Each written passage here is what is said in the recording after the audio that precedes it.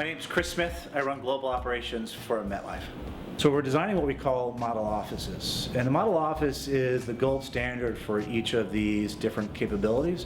It's kind of like, think about like a blueprint for a house. Before you go out and start building a house, you have to have a blueprint of what it's going to look like. Otherwise, you're just going to have a lot of 2x4s hammered together, and it's going to be a mess and probably fall down.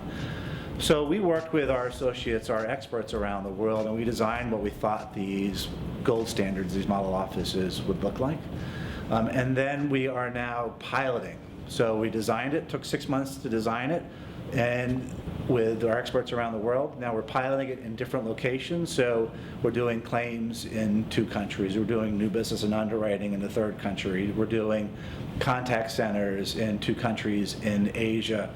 We're doing billing and remittance in the US. So really looking at how do you take the design, pilot in a local country, really to see is how much can be standard, then what do you actually have to make specific to the market, because there will be some cultural differences, there will be different ways customers want to interact with you. And then once you design you have the pilot in place and you prove it out, then we start to scale it across the rest of the company. We are starting to track the key metrics around whether it's average handle time or call abandonment, how the call center agents are using their time, how much work is on the phone versus after call work, and really starting to change that. We're looking at technology in different ways to reduce calls into the call center, because customers these days, they really want to deal with whether an insurance company or any company differently. So we started to look at how do you automate the process, and we were dealing, I think, with 5 different countries. They had different processes for basically the same thing. So what we first wanted to do was how do we standardize the process? So we standardized the process in one market, and then we took it to the other markets, and then we automated it. And what's great about doing that is you can create a better customer experience, because your turnaround time, you can actually process work faster for the customer. You automate it so you create capacity for growth in the company. And then because you're designing it once and then implementing it in multiple markets, the cost for execution gets cheaper, because you're not going and doing the same thing differently in 5 different markets. You're taking one, you're spreading it across, and the actual implementation cost comes down fairly significantly.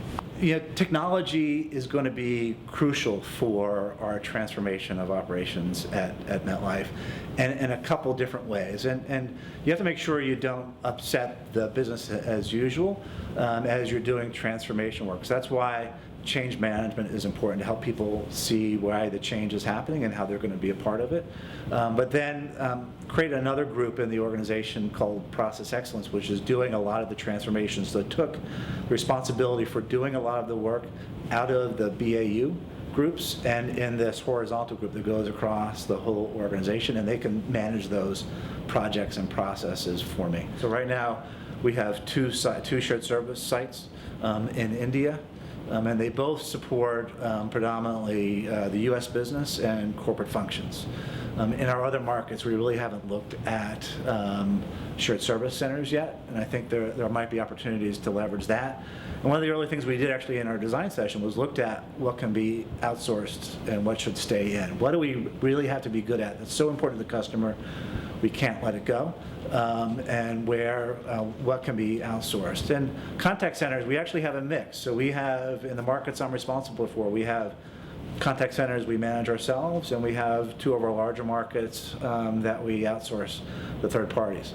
So it is a mix. It depends on what's right for the market, what's right for the customer, how do you want to, and so as I said, everything's on the table. We have to look at how do you meet those 2 needs of increasing operating leverage and getting a better customer experience. They're not mutually exclusive, so you have to look at sourcing, whether it's through our captive or through a third party, through those lenses as well. We go back to MetLife's strategy, which was launched in 2012.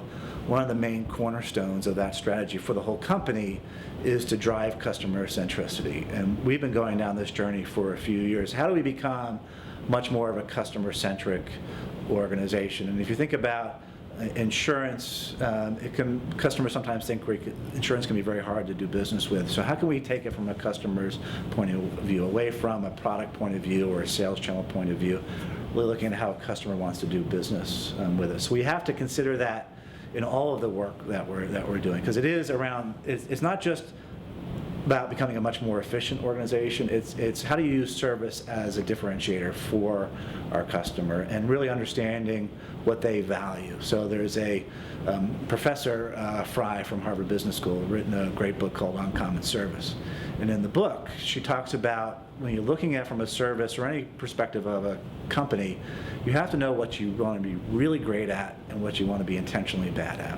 You have to look at all your capabilities and rank them from 1 to 5. 5 being best, 1 being bad. She said, and I agree, you can't afford to be 5 in everything.